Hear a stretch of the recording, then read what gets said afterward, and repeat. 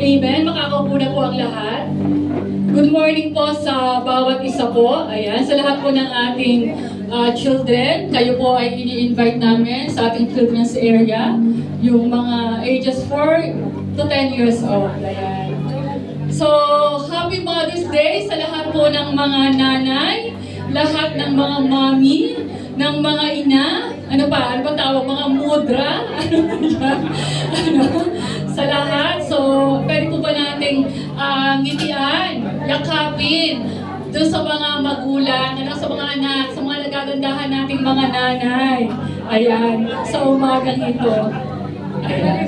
So, tayo po ay saludo sa ating mga nanay at sa mga far-parent. Ayan. Sino nga nag-aalaga mga far-parent? Yung mga alagang mga apat ang paa. Ayan. So, good morning po sa bawat isa sa atin.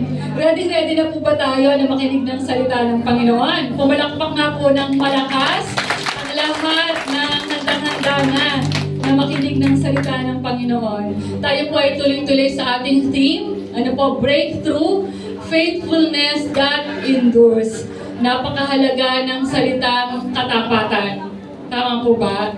Lalo na pagdating sa isang relationship. Ayan. Sino po dito sa mag-asawa ang more than 30 years nang magkasama? Sa hirap at ginhawa, more than 30 years, praise God, ano po?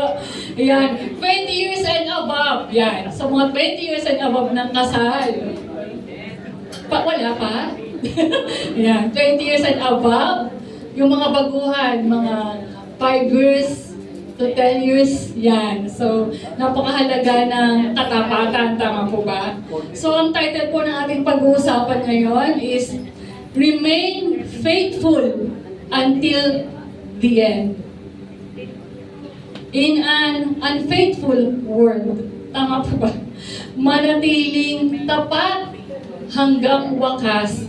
Kaya nga sa mga mag-asawa, meron tayong forever. Tama po ba? Sa lahat ng mga Kristiyano na sa tulong ng Panginoon, sa bawat relationship, merong forever. Naalala ko nung wala pa akong pagkakilala sa Panginoon, nung dalaga pa na walang pagkakilala sa Panginoon, laging sinasabi ng mga, at ang pananaw ko, pagdating sa isang relasyon, walang forever, darating ang panahon, lulukohin ka rin yan, iiwanan ka rin yan, yun ang aking pananaw. Pero nung nakakilala tayo sa Panginoon, may forever kasi may Diyos na tapat. Ito ang challenge po sa bawat isa sa atin, to remain faithful. Napakahalaga po na manatili tayong tapat. Ang isang faithful na tao pagdating sa negosyo, yan po ay blessing sa isang employer. Tama po ba? Kasi hindi po lahat, no? At meron tayong even mga Kristiyano ay, tawag dito, can be deceived by Satan. Yung pinagkatiwalaan, pero ano nangyari? Hindi naging tapat. Kaya napakalaki ng temptation when it comes to faithfulness. Ako po, ang inyong lingkod for the glory of God. Nung nag-start po ako sa work ko, dito sa CPF, pinagkatiwalaan ako na humawak ng petty cash. Hindi siya ganong kadali when it comes to money. No? At hindi rin ganon yung pera na hinahawakan mo. Pero every time na humahawak ko, first time ko humawak ng mga expenses, ganyan. Just ko, prayer ko, Lord, matagpuan mo ako mapapagkatiwalaan. So that was during 2014. And up to until now, pinagkatiwalaan pa rin ng ganon. So, mahalaga sa trabaho ang mapapagkatiwalaan. Tapat. Mahalaga sa isang relationship, sa magkaibigan. Mahalaga din. Tama po ba? Lalo na kung minsan pagka yung mga may best friend ka, sa lahat ng, nasasabi mo lahat ng mga hinaing mo, lahat ng mga sikreto mo, pero pagka nagkaaway kayo at nagkagalit kayo, ano nangyayari? Minsan nakikita ko pa bang tapat, lahat ng sikreto sinabi niya. So, hindi wag naman ganon. So sa isang estudyante, dumaan din tayo sa mga estudyante. Sino dito na kahit minsan hindi nanulat? hindi na-cheat. Wow, praise God, Sister Shirley, kahit minsan, ikaw ang tinutularan. Ano? Sabi ng mga teacher, Miss Magbo, tama na yung pangangahoy. Ano ba yung pangangahoy? Sa mga estudyante, yun ang term. Yung may talagang iba't ibang mga diskarte, ng pangungopia. Pero sa atin, pangungopia. Okay. Pangungopia. Kasi ang tawag term namin, parang kahoy ng kahoy yan. Miss Magbo, tatayo ka pa. Yan, tatayo ka pa. Parang, alam mo yung talagang literal, nakita-kita na ng teacher. So, pinababayaan na lang. So, ayan po. So, sabi dito, okay. Wait lang po. Sige po, tayo po ay pansamantalang manalangin po tayo sa oras na to. Dakilang Diyos, kami po ay patuloy na lumalapit sa Diyos na makapangyarihan sa lahat. Panginoon, ang dalangin po namin, ang dalangin po ng iyong lingkod, simula sa bata hanggang sa pinakamatanda sa umagang ito, abutin niyo po ang lahat ng kanyang pangangailangan. We pray this morning na patuloy namin maranasan ang kapangyarihan ng banal na Espiritu na siyang mangungusap sa bawat isa sa amin. Dalangin po namin, Panginoon, na iyong mga salita ay maging buhay at matanim, Panginoon, sa pinakamatabang part ng aming mga puso. We believe this morning na ikaw ay kikilos. Lord, alam po namin, Panginoon, once again, kami po ay mapapalakas, may encourage, mamomotivate, matatransform ang aming mga buhay habang kami nakikinig ng iyong salita. Be with us this morning, Holy Spirit. Move in our hearts. Move in our midst, O God. Sakupin niyo po ang buo naming pagkatao, O Diyos. Ikaw na tapat, na tumawag sa bawat isa sa amin, O God. Alam po namin, Panginoon, sa aming pananalangin sa umagang ito, kakatagpuin niyo po ang lahat ng pangangailangan ng bawat isa sa amin, O God. Palakasin niyo po ang aming espiritu, Panginoon. Palakasin niyo po ang bawat isang nanghihina, O Diyos. Sino mang may mga kabigatan, Panginoon, sa umagang ito, Lord, sa pamamagitan ng iyong buhay at makapangyarihang salita, ito'y tatagos sa kanilang mga puso. Magkakaroon ng pagbabago, Panginoon, sa bawat isa po sa amin, O Diyos. Pangunahan niyo po ang iyong lingkod. Alam ko po na wala po akong magagawa kung hiwalay ka po sa akin, Panginoon. Anoint thy servant mula ulo hanggang paa. At patuloy na ikaw ang mapataas, maparangalan sa aming kalagitnaan, O Diyos. Samahan niyo po ang iyong lingkod.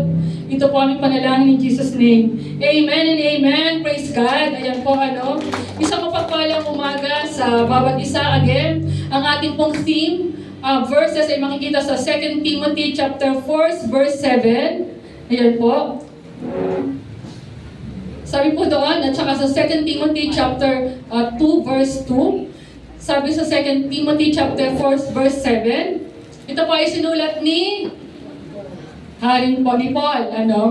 So, sabi doon, I have fought the good fight.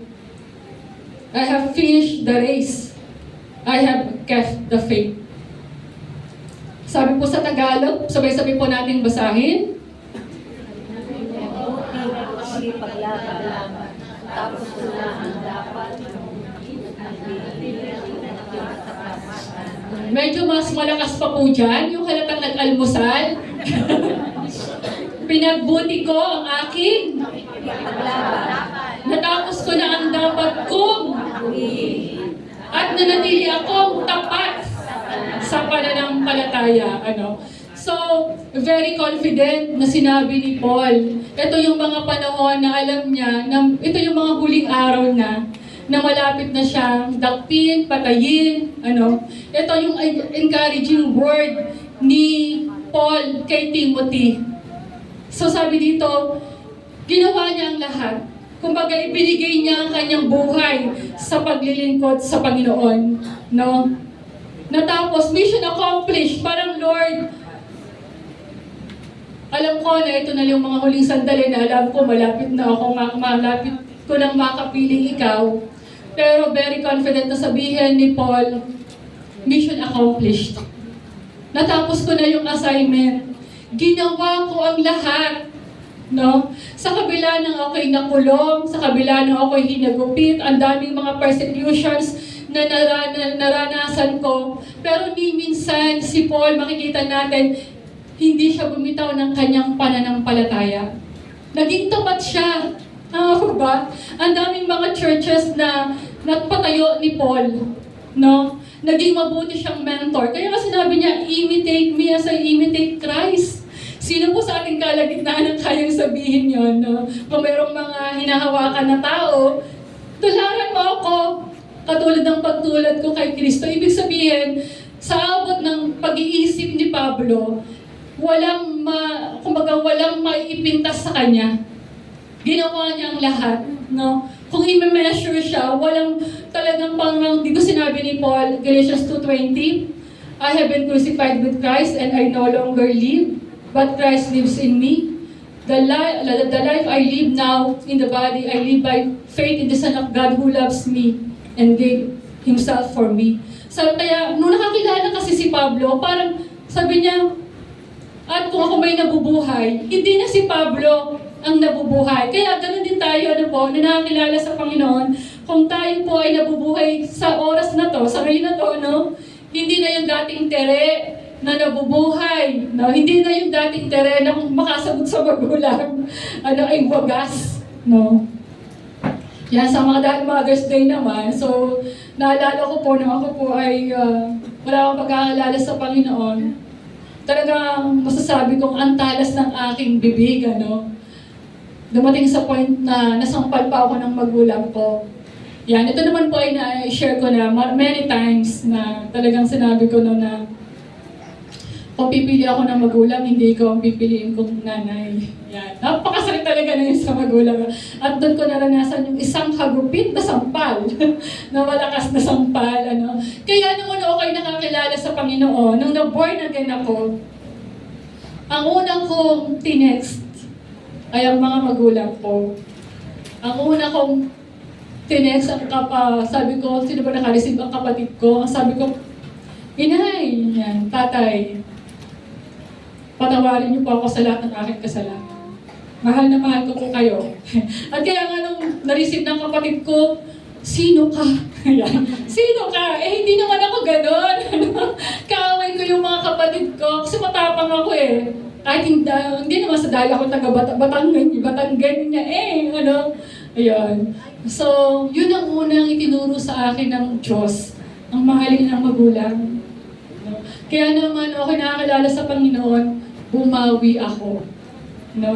Yung dating nanay ko, nanood ako napunta doon, yung dating hindi ako makapag-express ng pagmamahal, minsan for how many years, I was 33 years old na ako nakakilala sa Panginoon, hindi ko sila niyayakap. No? At kuripot ako, kahit may trabaho ko, konti lang binibigay ko sa kanila. Puro material na bagay lang ang binibili ko. Wala yung, parang naghirap ako dito, gano'n, ano? Wala. Kaya nga sabi ng kapatid ko, sino ka? Sabi ko, kuya, ako sa Batangas, ang Tessie, ay nagiging TC. Ganun. Kasi ganun. Parang matitigas, ano. Sabi ko, ako to, kuya. Sabi niya, ang dating kasi sa kapatid ko, magpapaalam na ako. Sabi ko, wag kang ganyan. Ay, di ba, kasi kinaka-receive ng, kuya, ganyan, no, mahal na mahal ko po kayo. Patawarin niyo ako sa lahat ng aking mga kasalanan. Sabi niya, sino ka, please, magsabi ka kung sinasabi ng kuya mo. Ako nga to! So, laki ng, So, sa lahat po ng mga magulang, sa lahat po ng mga nanay, salamat po sa lahat ng inyong pong pag-uuruga, sa inyong mga anak, at yun nga, nung ako makalala sa Panginoon, natuto ko nang yakapin ang aking inay. Yan. Natuto kong magyakapin sila. Minsan hindi ko nagawa yun for 33 years. Na although nasa Batangas siya, pero kahit hindi naman everyday, hindi naman sila nawawala sa aking pananalangin. Tama po ba? At ganoon talaga siguro ang magulang, kahit matanda na, kahit hindi ko nasasabihin yung edad ko, hindi lang ako, pati yung mga kapatid kong panganay, ganoon talaga ang magulang, naalala pa. Di ka ba nagkakasakit dyan? Di ka ba nagkakumain ka na ba? No? So, ganoon talaga yung magulang. So, ayan po, balik po tayo kay Paul, So sabi niya, natapos ko na ang dapat kong takbuhin at nanatili akong tapat sa ating pananampalataya. So sabi ko dito, ayan, mission accomplished. Ibinigay niya ang buong buhay niya sa paglilingkod sa ating Panginoon.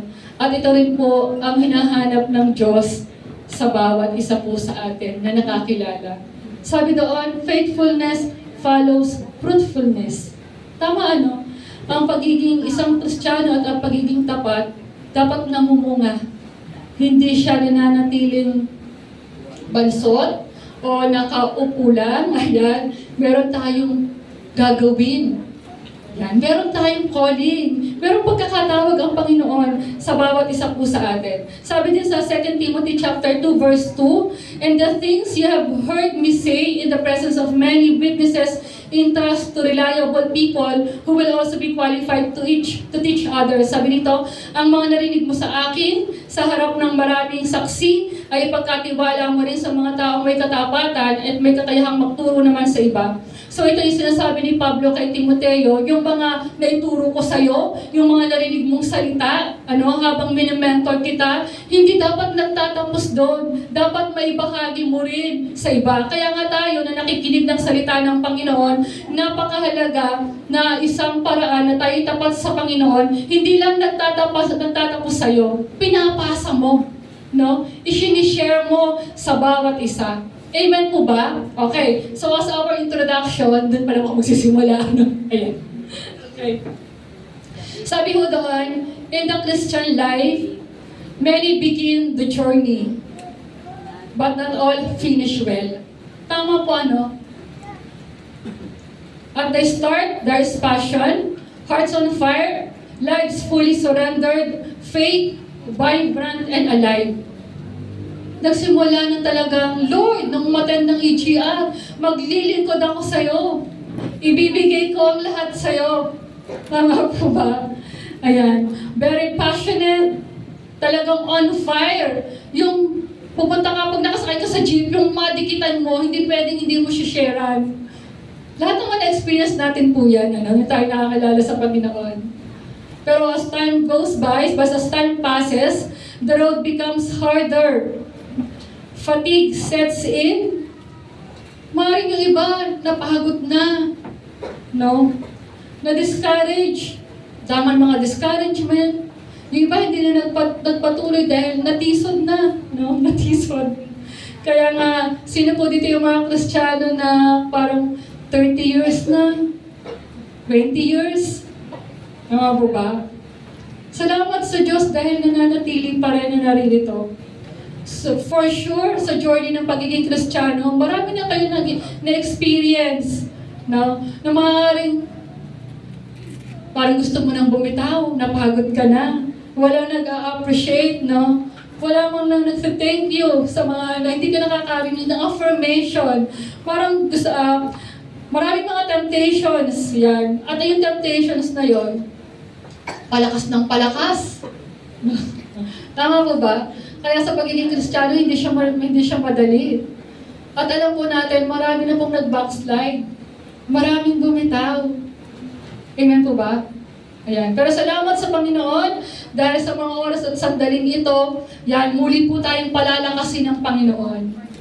Amen po ba? Sabi dito, and distractions multiply. So, ang daming mga distractions sa mundong ito, at parami ng parami. Yan. Sabi dito, and the real question is no longer how well we started, but how faithfully we will finish. Yun ang tanong Hindi ang tanong kung paano ka nagsimula. Ang tanong, paano natin ito matatapos? hanggang sa kahuli-huli ang hininga ng buhay natin sa pagiging Kristiyano. Ano po? Because in the end, what matters most is not the exciting of the beginnings, sabi doon, but the endurance of a faith that remains steady, steadfast, and true until the very end. Ayan po ba? Handang-handa na po ba tayo makinig ng pasalita ng Panginoon? Okay. Tigpang-pasilin po natin sa mga unfaithful servants. Yan. Ilan lamang po ito ng mga sa susunod na slide. Ayan. Number 1, Judas Iscariot. Was one of the 12 disciples of Jesus Christ.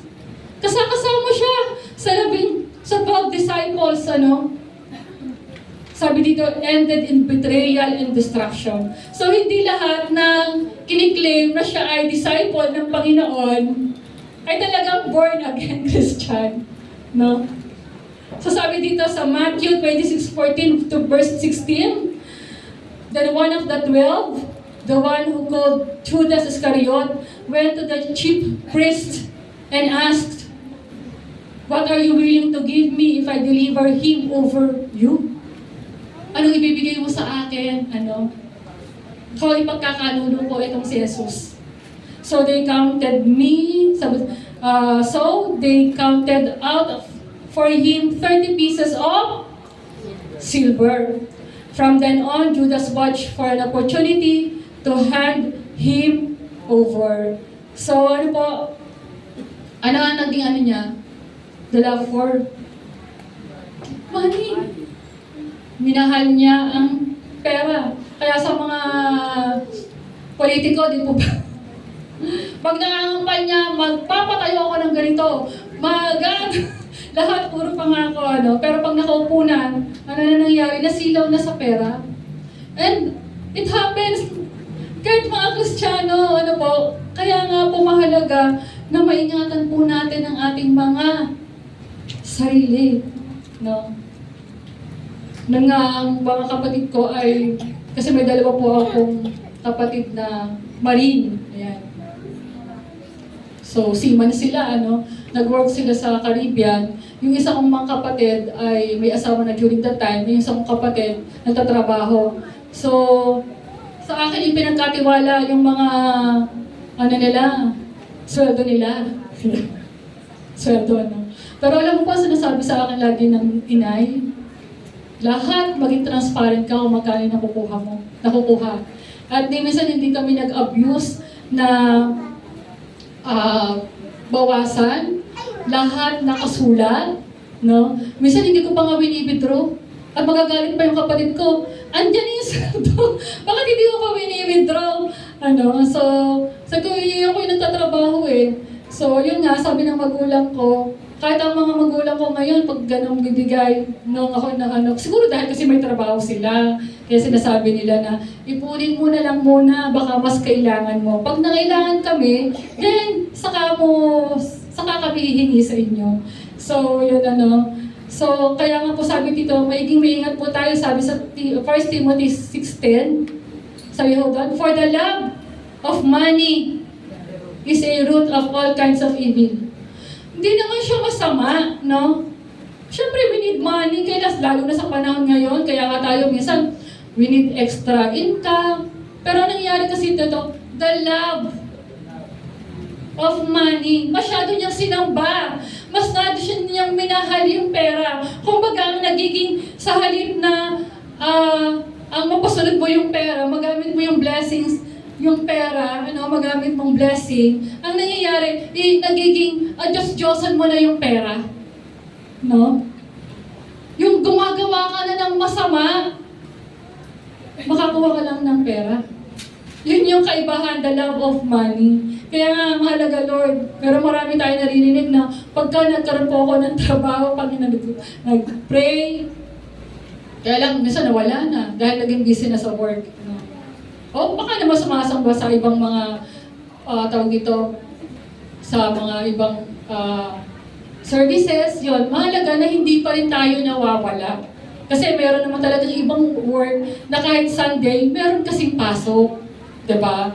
Meron so iintindihin din natin sila.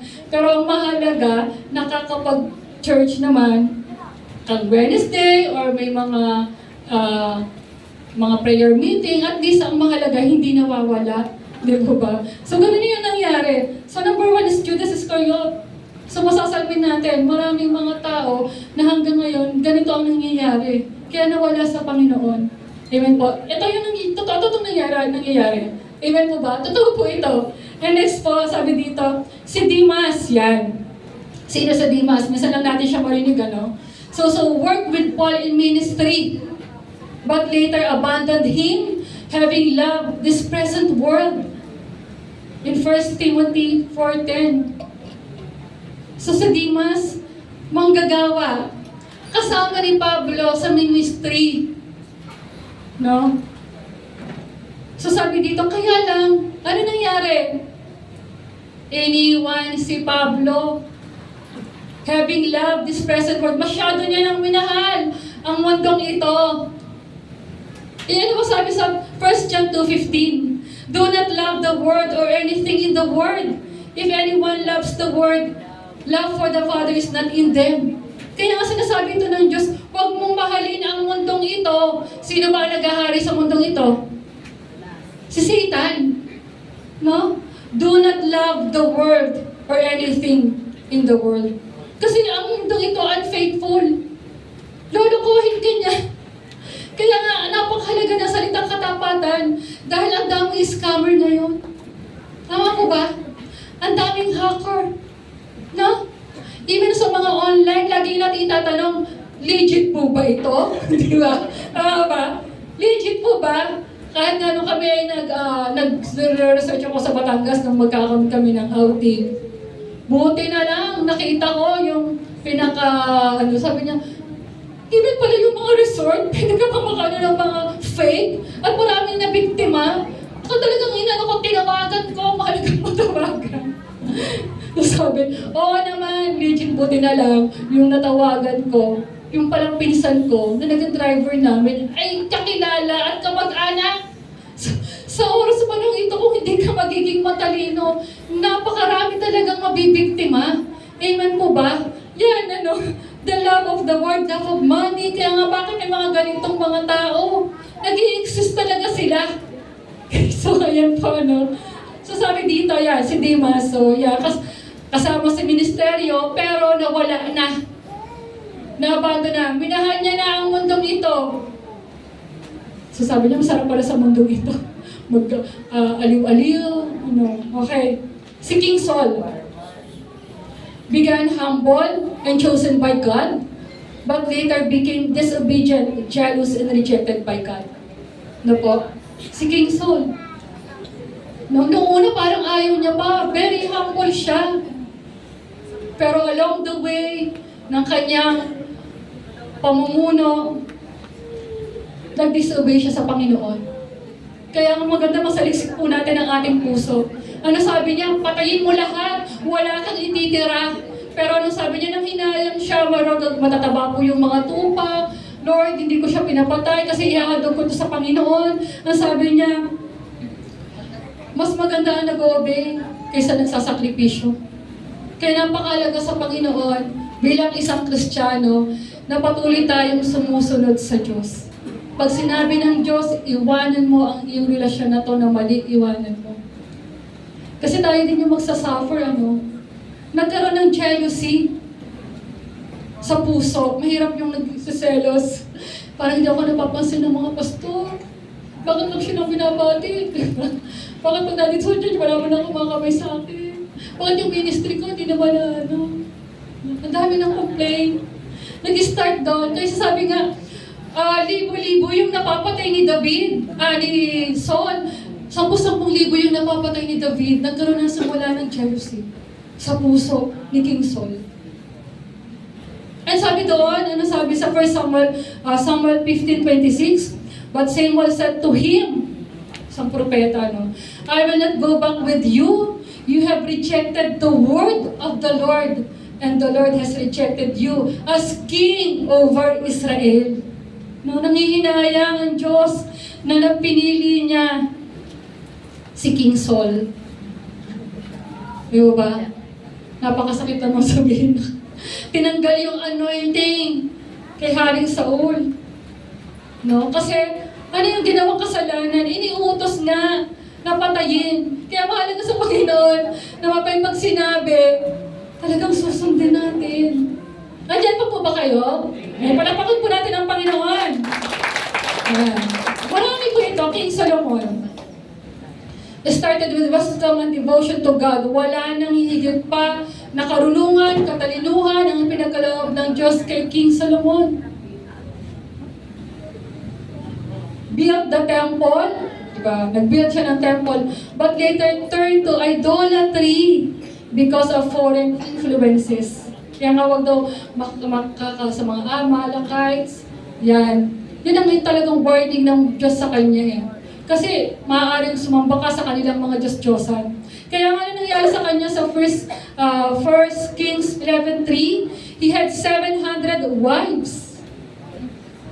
Dami. Princesses and 300 concubines. 700 wives, 300 concubines. Mga 300 na kerida, mga kabet. Diba? Yan. Sabi nga nila, nagpapabagsak sa isang Kristiyano, girls go fame. No? Kaya, maging maingat po tayo sa umaga mong ito. Baka mamaya nilalaman na pala ni Satan.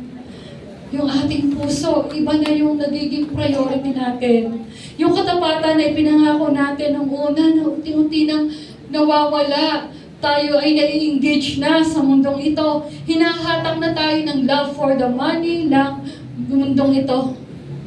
Na ano niyo ba? Nagiging shallow na yung paglilingkod sa Panginoon.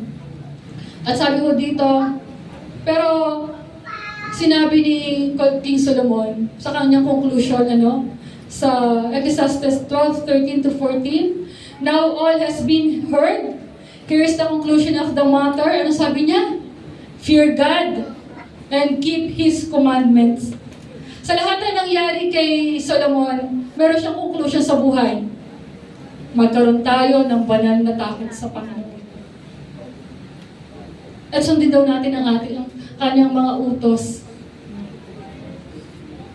Diba? Para sasabihin natin, Lord, meron bang kabulahan pag naglingkod ako sa'yo? Diba? Why should I serve you? Okay na lang ako dito. Nag-attend na ako ng church. Nag-pray. Sapat na yun. Di ba ba? Pero minsan naisip ko nga din yung pag napapagod na. Pero sabi ni Paul, saan pa kami pupunta, Lord? Inasa yung buhay nang walang hanggan. Tama po ba? Amen! Saan tayo pupunta kung di tayo maglilingkod sa Panginoon? Kanino tayo maglilingkod? Kaya nga, habang tayo ay lumalakad sa pagiging Kristiyano, nagiging matured yung ating pag-iisip. Kasi sa sandaling tayo po ay lumayo sa Panginoon, at tayo po ay maliwaliw sa mundong ito, nababawasan yung joy. No? Salamat sa mga salita ng Panginoon na muli nagpapanumbalik sa atin. Oo nga, no? Kung hindi ako maglilingkod, saan ako maglilingkod? Ang Diyos ang nagpahiram ng buhay na to. Ang Diyos tapat siya. Kailanman hindi niya tayo iiwan. No? At ang buhay sa mundong ito ay saglit lang. Mawawala tayong lahat. So sabi dito yan, si King Solomon, ano pang sabi niya? For God will bring every deed into judgment, including every hidden thing. Kaya nga maraming busy ako, hindi ako makakapag... Sa busy ka, hanggang sa kinamatayan mo na busy ka. Busy tayo. Wala namang makakaligtas at haharap din tayong lahat sa Panginoon. No? Haharap tayong lahat sa Panginoon, ipagsusulit natin ang lahat ng ating mga ginawa sa mundong ito. Kaya sabi ni Solomon, matakot tayo sa Panginoon, sundin lahat natin ang kanyang commandments, kasi i-judge niya tayo base sa mga ginawa natin, lihim man o hayag. Ay ipagsusulit natin sa Panginoon. Okay. So sabi dito, The only thing na talagang pwede natin pagkumparahan ang pagiging faithfulness, walang iba kung hindi ang ating Panginoong Jesus. Amen? So sabi ko dito, in Deuteronomy chapter 7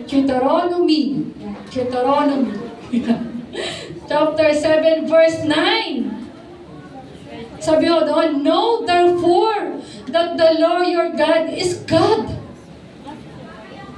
Pagka sinabi mo ang salitang God, Diyos, ano yung unang pumapasok sa'yo? Powerful, yan. Ha?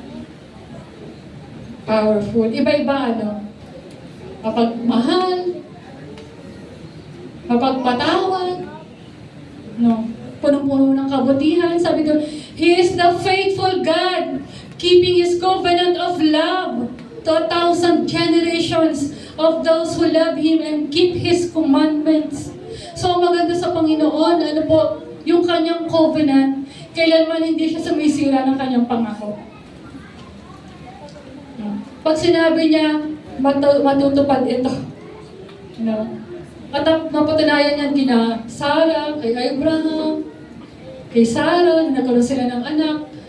For how many years na naghintay sila. At totoo yung sinabi niya, you will be the father of all nations. Nagkatotoo po ba? Nagkatotoo. Amen. Sa buhay nga natin, ngayon, sa mga oras at sandaling ito, ano po yung ipinanalangin natin na nagkatotoo? Na pinatunayan ng Diyos na kailanman hindi siya sisira sa kanyang pangako. Maaaring sa ating kalagitnaan, may mga pamilya tayo na for how many years na ipinanalangin natin na ma-born again. Tinugon ba ng Diyos ang panalangin? Amen. Kasama mo na ngayon. Diba? Maaaring iba kasama mo pa unti-unti, nakakasama na natin. So, ang maganda sa Panginoon, 1,000 generation. Di ba may kantang 1,000 generations? Calling on, sing song of praises. Your name is the highest, your name is the greatest, your name stands above them all. Ganda ng kantang yan, ano? 1,000 generations. Kailanman hindi babaliin ng Diyos ang kanyang pangako. No? Amen. Pag sinabi ng Diyos, isa man sa iyong pamilya na makakakilala, buong pamilya mo ay makakakilala. Bumisita sa akin yung mga kapatid ko last week, talaga, ang desire ko, Lord, makasama ko sila dito sa church. Pero iba yung naging plano ng Panginoon. Alam mo, deep inside my heart, I cried. Sobra yung pag-iyak ko. So, ito yung in-expect ko na makakasama ko sila dito. Pero dahil nga, iba yung panahon dito, iba yung klima dito. Kumpara sa Batangas at sa Lipa, malamig ang panahon. Hindi sila masyado makatiis. Ate, uwi na kami. Umaga pa lang ng Sunday, uwi na kami. Sabi ko, sige, I know and I believe na mayroong plano pa ang Panginoon. Sabi ko, dun masyadong yung puso ko na mas lalo ko pa sila dapat ipanalangin, iiyak, iluhod, i-fasting. O doon nakakasama ko naman sila sa Batangas. Pero yung kailangan, hilahin. Doon ko sasabi ko, Lord, alam ko tapat ka. In your perfect time, I will be surprised. And we will be surprised, na makakasama natin ang ating mga pamilya. Amen po ba? Huwag lang tayong susuko sa ating pananalangin sa Diyos. Amen po ba? Praise God. At sabi po doon sa Lamentations 3 verse 22, His mercies never come to an end. They are new every morning. Great is your faithfulness. Laging sariwa ang pag-ibig ng Diyos tuwing umaga, every day. No? Ang awa niya at habag ay sariwa, dakila ang kanyang katapatan.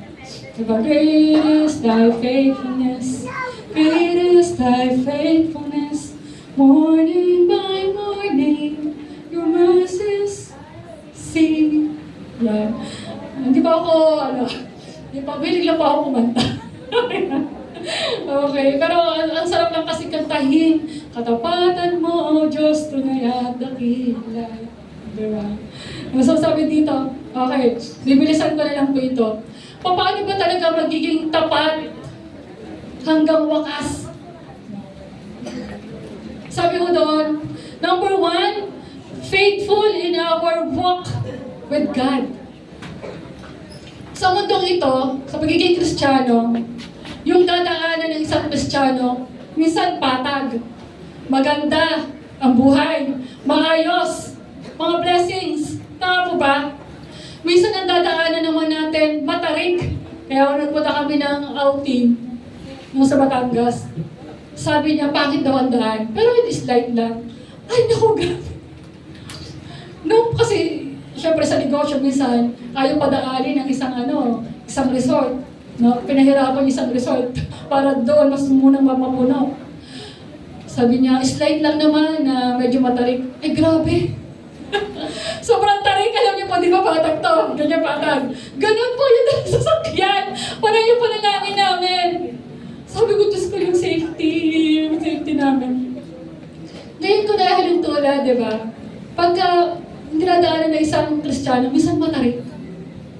At daming problema, kaya-kaya ito. Kaya-kaya. And di ba pagka matarik yung ating dinadaanan, nandun talaga yung grabe yung ating panalangin. Kapit ka ba yung mga pamangkin ko 10 years old at mag-11 years old? Diyos ko po. Ayaw ka na bumalik dito. Sorry. So, ganun din minsan yung ating dadaanan, patag, matarik, bangin. Tama ba? Nakapaligid sa atin, bangin. Marami mga temptations, sigsag, yan sa Cavite, pagkapunta ka ng Tagaytay, going to Lemery, daan ko ay Palapala, going to Lemery, sigsag yung Baguio, sigsag. Diba? So, hindi laging okay yung journey natin sa mundong ito. Iba-iba. Pero iba-iba man yung nagiging daan natin sa pagiging Kristiyano, nais pa rin ng Diyos na makita tayong tapat. Nasabi dito sa John 15 verse 4, remain in me as I also remain in you. No branch can bear fruit by itself. It must remain in the vine. Neither can you bear fruit unless you remain in me. Sa kabila ng iba't ibang pinagdadaanan nating mga daan, ang sabi ng makakayanan natin, lagi lang tayong manatili sa Panginoon. No? Sabi ko dito, ang pagiging faithful ay nagsisimula sa pagkakaroon ng personal na relasyon sa Panginoon. Tama. Hindi tayo magiging tapat kung wala talaga tayong personal na relationship sa Panginoon. O hindi talaga tayong totoong born again, na nakakilala. Sabi dito, hindi ito ministry muna, kundi intimacy muna. Hindi ka tatagal kung wala tayong ugat. No? Hindi ka tatagal sa magiging Kristiyano kung wala talaga tayong connection sa ating Diyos. Sabi dito, parang cellphone, kahit gaano kaganda, hindi naman natin magagamit yan kung hindi naka-charge. No? Yung aircon, hindi natin magagamit yan kung hindi bubuksan.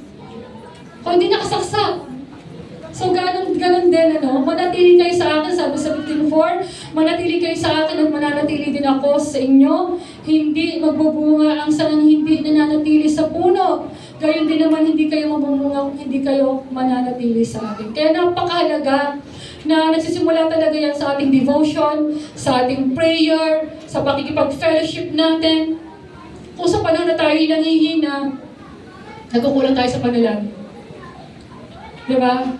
Subukan na yan. Minsan, parang layo-layo ko sa Diyos. Kulang ka sa panalangin. Diba? Kulang sa panalangin, kulang sa devotion. So, faithful in our walk with God. Ayan. Sa number 2 po, bibilisan ko lang po, faithful in trials and challenges. Faithful in trials and challenges. Kanina nakita natin, may mga pinagdaanan, diba? Si Solomon, na-link sa 1,000. Si Dimas, nakamagagawa ni Pablo, nawala sa ministry. So sabi dito, blessed is the one who perseveres under trial, because having stood the test, that person will receive the crown of life that the Lord has promised to those who love Him. Yan. Pinagpala ang taong nananatiling tapat sa kabila ng mga pagsubok. Di ba?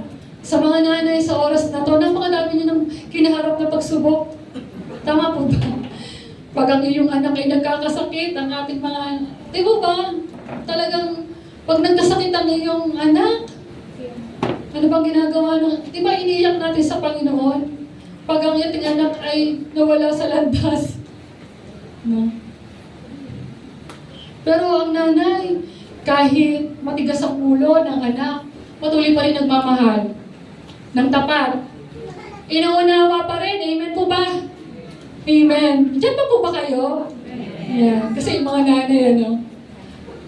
Kaya nga yung mga anak, mga anak, sumunod naman kayo sa magulang.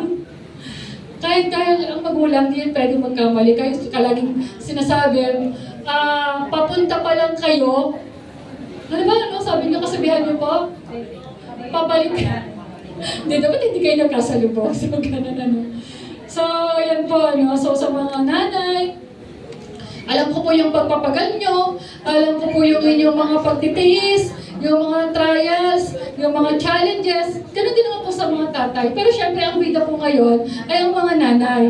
Ano, yung mga pagtitiis nyo, yung pagising nyo sa umaga pa lang, paghahanda ng pagkain, yung araw-araw na anong iluluto, ako masakit sa ulo yun, yung araw-araw ng menu, paglalaba, lahat na, sakripisyo, no? Kaya salamat po sa mga magulang. Sabi dito, pero sabi doon, faithful in trials and challenges. Sa mga single mom, ano po sa mga nanay na kinuha na ng Panginoon yung kanyang asawa. No. Diba? Manatili tayong tapat. Kasi, kaya po naririto pa tayo, meron pa po tayong mission sa buhay na to. Amen po ba? Amen. Sasabi dito, ayan, ano po. Okay, mapala daw ang taong nananatiling matatag sa pagsubok. So, hindi sukatan ng faithfulness ang ginhawa. Tama, ano? Kasi madaling magpasalamat, madaling kumanta ng napakalakas pagka meron kang biyaya. Sabi dito, nasusubok ito sa hirap. Totoo. Nasusubok ang katapatan sa panahon na tayo nakakaranas ng kahirapan. Kaya nga, God allows sufferings eh. Nakitiba si Paul, grabe yung pinagdaanan niya, mga hinahagupit siya, nakulong siya. Ang Panginoong Jesus. Diba? Pinagkanulo siya, dininay siya ni Peter. Pero still, patuloy pa rin siya nagmamahal. Sabi dito, lahat ng disciple dadaan sa persecution, sa rejection, ayan. Sa mga failures, kahit si Job, sinabi ng Panginoon, nakita mo ba yung lingkod kong si Job kay Satan? Walang makakapatay sa kanya, mabuti siya. No, tapat siya sa akin. No, pinagmamalaki ng Diyos si Job. Pero ano nangyari sa kanya? Siya po ba ay dumaan din sa pagsubok? Nawala ang lahat sa kanya. Pero ano sinabi ni Job? Although nagtanong siya sa Panginoon, pero nanatili pa rin siyang tapat. Ano, magpupuri lang ba ako sa Panginoon pagka meron? Hindi ba ako magpupuri sa Panginoon kahit wala ako? Naked I came from my mother's womb, naked I depart, the Lord give, the Lord will take it away. Ang Diyos ang nagbigay, ang Diyos din ang babawi. No, yung puso ni Job, na every time na magkakaroon ng mga party, siya ay lumalapit sa Panginoon, siya ay sumasamba, nag-aalay, baka mayroong nagawang kasalanan ng kanyang mga anak. No? Pero at the end, nakita naman po, minsan may ganun ang Panginoon eh. May mga bagay siyang kinukuha at inaalis sa atin. Kasi yung mga bagay na yon na nagiging hadang sa paglilingkod sa Panginoon. Kaya naman tayong payamanin ng Diyos, maging milyonaryo. Diba? Pero bakit hindi niya ginagawa yon? Kasi baka sa maliit na bagay, mapahamak ka. No? Kaya nga, tinitest yung attitude and character ng bawat isa, kung mapapagkatiwalaan sa maliit, saka pala ibibigay yung malaki. No? Kasi marami na tayong na-observe na ganyan eh. No? Nagkaroon ng position, yumabang na. Diba? Nawala na. So yun po ay number 3. Nakakasunod po ba tayo? Ayan. Number 3. Faithful in our calling. Meron pong pagkakatawag ang bawat isa sa atin. No? Ako, I never imagine na ganito magtuturo. Hindi ko po yan na parang iba pangarap ko sa buhay. No? Ako po ay maging Kristiyano. Pero hindi natin inaasahan na tayo sama-sama sa lugar na to. Tama po ba, may iba pa pong pagkakatawag ang Diyos. Tinawag sa dancing, tinawag sa pagtuturo, tinawag sa pagtugtog, tinawag sa iba't ibang mga larangan ng mga posisyon, tinawag sa pagiging isang magulang, no? Biniyayaan ng anak. Kanina kahapon nung isang araw, parang may nakita ako. Sabi ko, parang matanda na yun nagtatrabaho pa. So sabi ko, sino yun? Pwede pa ba ang 60 years old sa atin? Sabi niya, ma'am, ano yung parang 60 magsi-65 na. Tapos sabi niya yung isang alam niyo po ba kung ilan ang anak niya? Ba't naman tayo napunta sa anak? Sabi niya, tingnan niyo nga ma'am, bungi na eh. O tapos, alam niyo po ba kung ilan ang anak niya? 16. Diba? 16. Talaga? Hindi ba kinumpleto 24? Parang dalawang dosena. Sabi ko, in-interview ko, kuya, kumusta ka na? Ganyan. Balita ko, ka na da? Kaya mo pa magtrabaho? Nasa 60 plus ka na? Kaya. Sabi niya, kaya. Balita ko daw, pinagpala ka ng anak. Sabi niya, oo nga eh. Ilan kang taon na gano'n? Sabi ko, 18. Sabi ko, biyaya po yan ng Diyos. Yung aking, sabi niya, 40 years old na, yung panganay. Ganyan, so sabi ko, okay.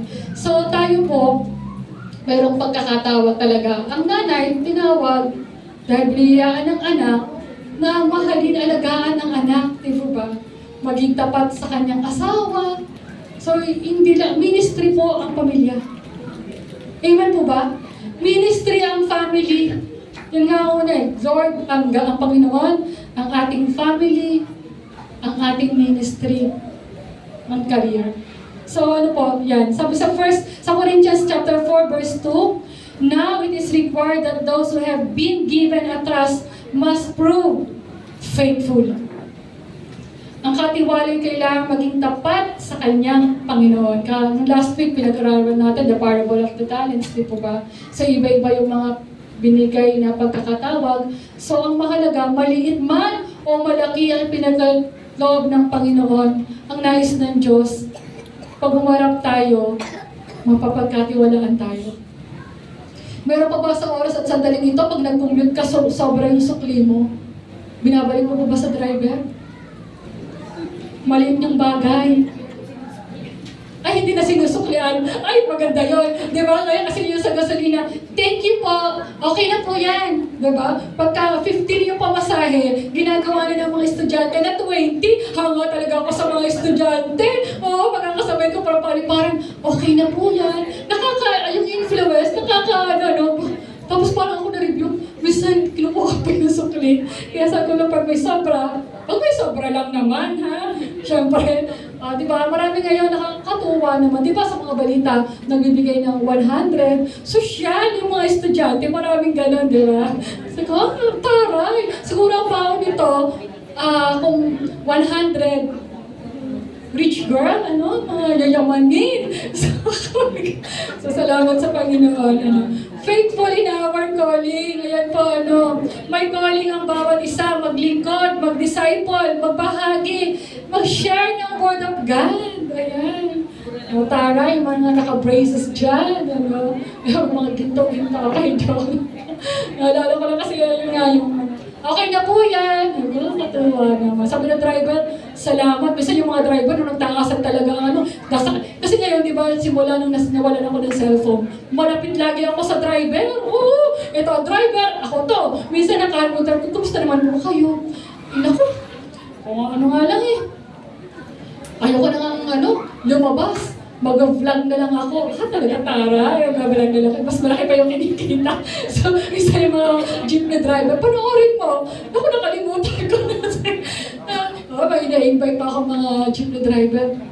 I-search mo. Yeah. Mas makikita pa ako doon. Meron din ako kasama sa trabaho. Nag-vlog din. So, nakakita na raw siya ng 25,000. Ano naman ang content mo? Siyempre, ang nagko-content siya na lalaglag lang ng pera.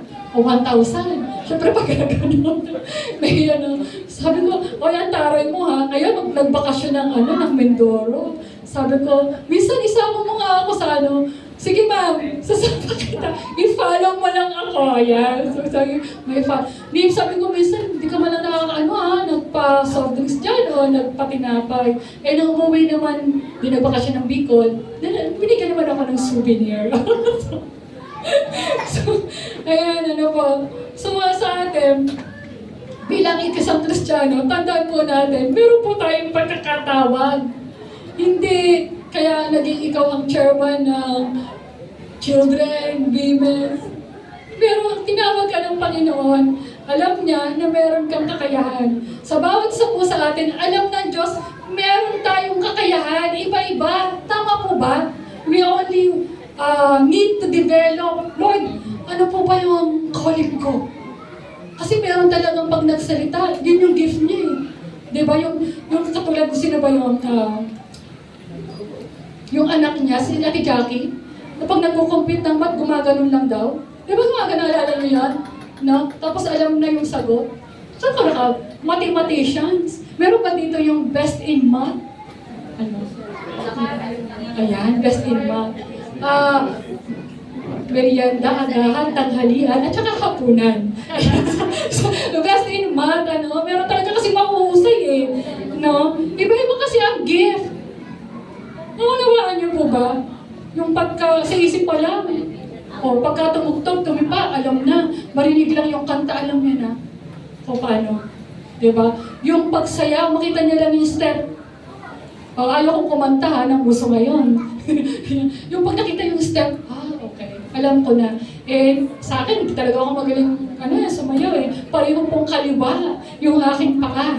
So, yun. So, iba-iba po yung calling ng Panginoon. Ang mahalaga, makita po tayong tapat na ginagampanan po yan. Naunawaan niyo po ba? Yan. Amen po ba? So sabi dito, okay.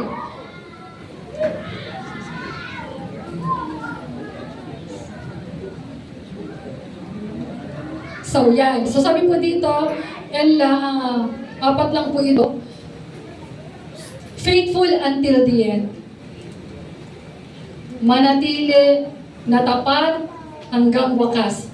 Sabi ko dito, amen po ba? Sabi ko, but the one who stands firm to the end will be saved. Ngunit ang manatiling tapat hanggang wakas, ang siyang maliligtas. Sabi dito, ang pagiging Kristiyano, hindi yan mabilisan ng takbo. Parang marathon. So sabi dito, ang mahalaga, hindi kung kailan ka, hindi lang yung nag-start ka. Ang mahalaga, matapos po natin itong ng may katapatan. Matatag. Sa pagiging isang Kristiyano, kailan po natin ng lakas ng loob. Bigla lang na-sinking sa mind ko. Di po ba?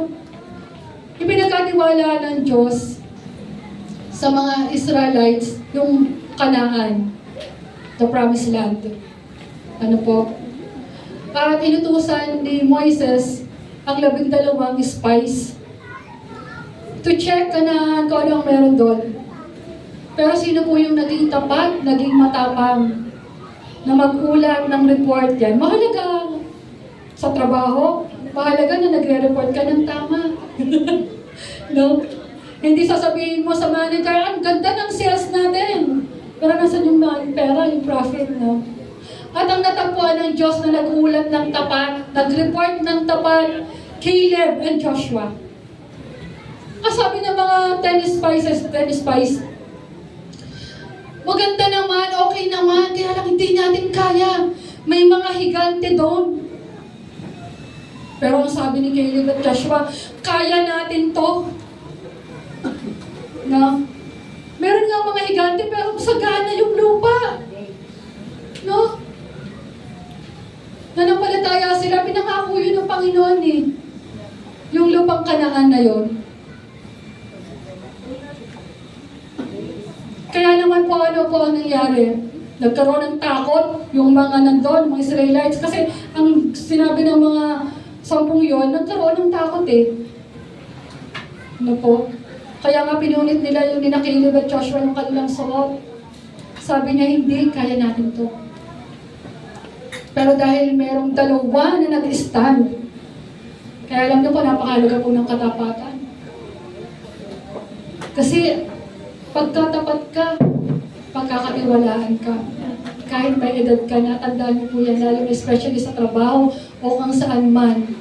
No? Kasi ang katapatan, konting pag nagkamali ka, sira ka na, ang hirap ibalik ng katapatan. Tama po ba? Pag meron kang nasira, sinira, ang hirap nang maibalik yung pagtitiwala. Kasi kahit sa isang relationship, diba, minsan, dumating sa point na natep, isang asawa, no? Nakahuli-huling sandali, hindi inamin, hindi ko minsan ganun. Nahuli na, may ebidensya na, huwag aaminin. Ang hirap mong ibalik yung tiwala. Tama po ba? Konting-konti lang. Talagang sirang-sira, mahirap. Kaya nga po yung si Caleb, na sinabi niya kay Joshua, pinangako ng Panginoon na lahat ng matatapakan ng aking paa, ibibigay ng Panginoon.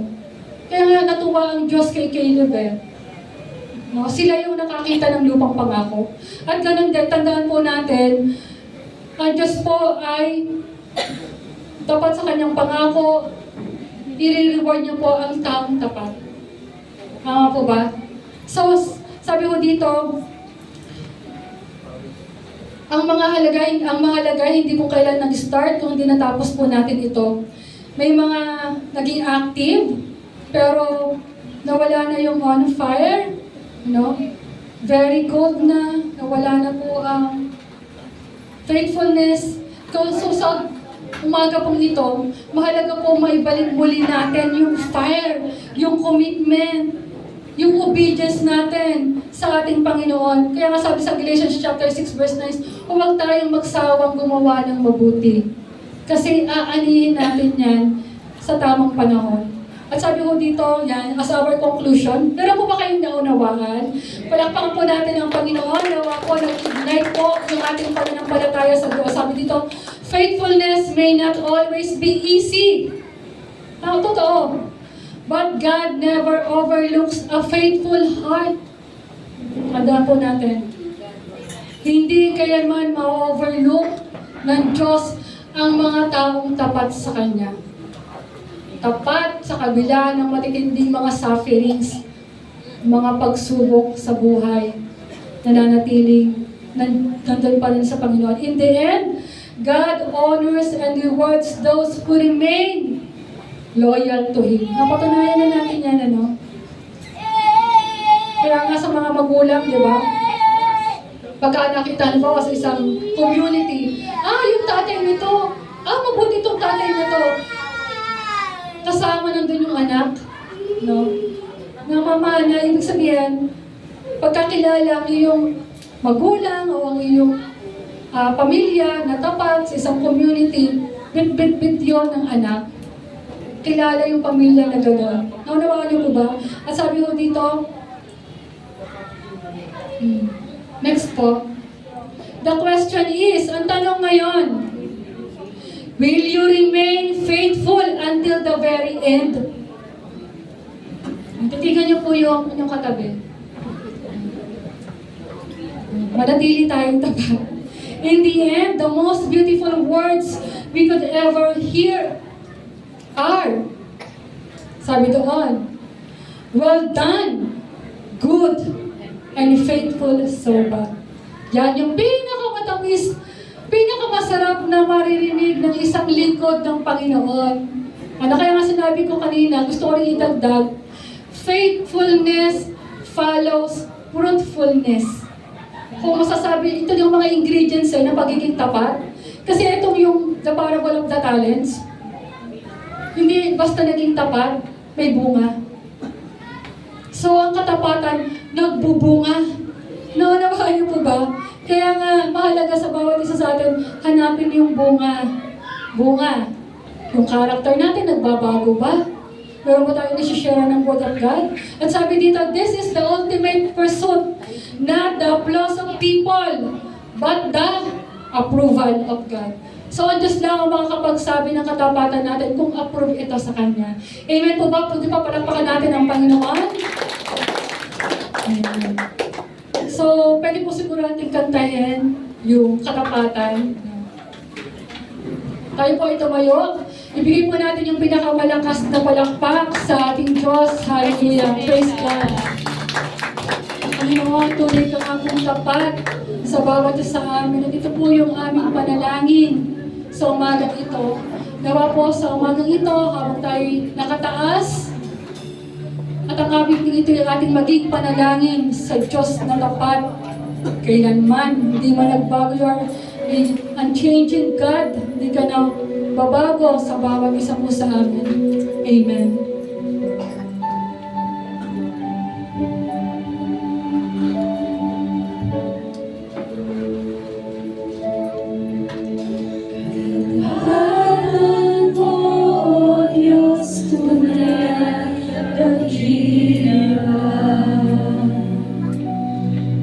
Pag-ibig mo'y wagas at walang kapantay sa aming puso, sa aming buhay. Papuri pagsambay, iaalay. Bukas noon, ngayon, magpakailanman, luwalhatiin ka. Katapatan mo, Diyos, tunay at dakila. Ang pag-ibig mo'y wagas at walang kapantay sa aming puso, sa aming buhay. Papurit pagsambay, iaalay. Bukas noon, ngayon, magpakailanman, luwalhatiin ka.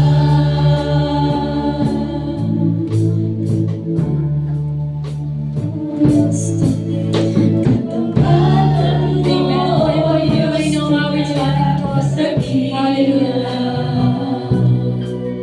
Ang pag-ibig mo'y wagas at walang kapantay sa aming puso, sa aming buhay. Papurit pagsambay niya. Papurit pagsambay, iaalay. Bukas noon, ngayon, magpakailanman, luwalhatiin ka. Amen. Tayo po'y manalangin sa oras na to. Lord, you have said in your word in 2 Timothy chapter 2, verse 13, if we are faithless, He remains faithful, for He cannot deny Himself. Panginoon, patuloy ka pong kumilos sa aming kalagitnaan, O Diyos. Kilala niyo po ang bawat isa po sa amin, Panginoon. Maraming pagkakataon na kami hindi naging tapat sa iyo. Hindi kami naging tapat sa maraming bagay, maaaring sa trabaho po namin, sa isang relationship, sa kaibigan. Salamat po sa umagang ito, O Diyos, dahil tinuruan niyo po kami kung paano napakahalaga maging faithful, Panginoon, sa iyo at sa lahat po ng mga bagay, sa lahat po ng mga tao na ipinagkatiwala niyo po sa amin. Panginoon, salamat din po na ipinaalala niyo po sa amin yung purpose po namin, yung calling po namin, Panginoon, na minsan hindi po namin naibigay yung the best na paglilingkod sa iyo. Patawarin niyo po kami, Panginoon. Naging abala kami sa maraming bagay. Minsan minahal namin ang mundong ito. Hinihingi po namin ang kapatawaran. Maraming mga distractions, Panginoon, sa aming puso. Kaya po kami ay napalayo sa iyo. Salamat po sa paalala, O Diyos, na napakabuti niyo po. Lord, pinasisikat mo ang araw sa mabuti at masama. Nananatiling katapat tuwing umaga, O Diyos, sariwa ang iyong pag-ibig sa bawat isa po sa amin. At salamat sa umagang ito na niremind mo kami, Panginoon, to be faithful, to remain faithful until the very end sa mundong unfaithful, O Diyos. Panginoon, salaksikan mo po ang puso ng bawat isa sa amin. Nang una kami nakakilala sa iyo, Panginoon, nung nanalangin kami kung ano po yung purpose namin, kung ano po yung calling namin, O Diyos. Muli, Panginoon, ilagay niyo po ito sa aming mga puso. Na malakaran po namin ito, Panginoon. Magampanan po namin yung pagkakatawag niyo po sa amin, maging tapat po kami sa kabila ng maraming mga temptations, O God. Lord, dalangin po namin na patuloy na mag-umapaw ang kapangyarihan ng banal na Espiritu, Panginoon. Sa bawat isa sa amin, nang sa ganon, malabanan po namin kung ano man po ang taktika ng kaaway sa bawat isa po sa amin, O Diyos. Marami pong salamat dahil Ikaw ay Diyos na hindi nagbabago noon, ngayon. Lord, hanggang sa walang hanggan, pinatunayan niyo po sa bawat isa sa amin. Kung sa amin pong kalagitnaan, may mga nasa panahon, nasa oras na to, na punong-puno ng mga katanungan. May mga panalangin na hanggang ngayon hindi pa po sinasagot ng Diyos. Lord, aming inaalala na tapat ka. Kung ano po yung pinangako niyo po, tutuparin niyo po ito, Panginoon. To thousands, generations, O God, to those who love you, and to those who follow your commandments, Panginoon. Salamat sa pangakong ito, O God, na sa mga taong tapat na naglilingkod sa iyo, na taong sumusunod sa iyo, lingkod mo na sumusunod sa iyo, Panginoon. Lord, patutunayan mo, Panginoon, ang iyong mga pangako sa kanila. Meron po sa ating kalagitnaan, iba-iba po yung panalangin, mga pinagdadaanan. Sa umagang ito, O Diyos, naniniwala at nananampalataya kami, Panginoon. In your perfect time, Panginoon, didigingin po ang kanilang panalangin, O Diyos. Lord, salamat po sa iyong salita. Saan kami pupunta? Ay nasa iyo ang buhay ng walang hanggan, O God. Salamat, Panginoon. Dahil nanatili kaming buhay dahil may Diyos na tapat. Dahil alam po namin, meron pa po kaming gagawin at meron pa po kaming assignment sa mundong ito, O Diyos. Pagpalain niyo po ang bawat isa, lalo po sa mga nanay. Sa umagang ito, kitang-kita niyo po ang lahat ng kanilang pagpapagal, ang lahat ng kanilang mga sakripisyo, Panginoon. We pray, O God, patuloy niyo po silang palakasin. Pahabain niyo po ang kanilang buhay. Lord, ingatan niyo po sila. Lukuban niyo sila na iyong makapangyarihan kaniyang banal na dugo. Matagpuan niyo po sila na laging tapat, na nagmamahal sa kanilang asawa, sa kanilang mga anak, Panginoon, sa ministeryo na pinagkatiwala niyo po sa kanila, O Diyos, and sa gifts na binigay niyo po sa kanila, O God. Salamat po sa lahat po ng mga nanay sa umagang ito, sa kanilang pag-aaruga, Panginoon. The more, Panginoon, ang favor mo, ang iyong paningin ay kailan may hindi mawawaglit sa kanila. O Diyos, punan niyo po sila ng kagalakan sa paglilingkod sa iyo. Lord, patatagin niyo po sila. At higit sa lahat, Panginoon, hindi mawawala ang pananampalataya at pagtitiwala nila sa iyo sa kabila ng marami pang pagsubok na kanilang pagdaraanan. Salamat po, bless, Panginoon, ang bawat isa. Lord, simula sa bata hanggang sa pinakamatanda sa oras na to, patuloy na ikaw ang maparangalan sa kanilang mga buhay, Panginoon. Let your name be glorified, O God, sa umagang ito. Ito po aming panalangin, Lord, na may katagumpayan in Jesus' name. Amen and amen. Praise God.